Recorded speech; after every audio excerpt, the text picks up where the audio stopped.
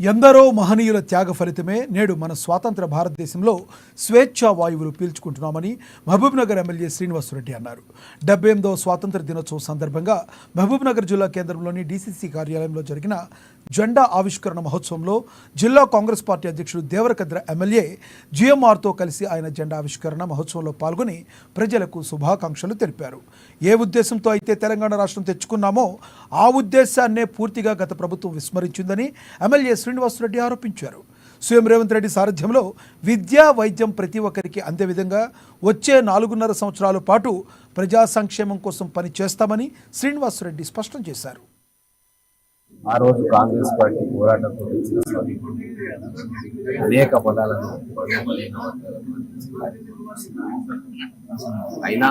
ఇప్పటికీ కూడా విద్యకు నోచుకొని వైద్యానికి నోచుకొని ఉద్యోగాలకు నోచుకొని మళ్ళీ ఒకసారి మనందరం కూడా గతంలో ఏ వర్గాలను అయితే విస్మరించినా ఎవరి కోసం అయితే ఈ స్వాతంత్రాన్ని తెచ్చుకున్నామో ఆ స్వాతంత్ర పదాలు కాబట్టి ఈరోజు ఒక మార్పు తెలంగాణ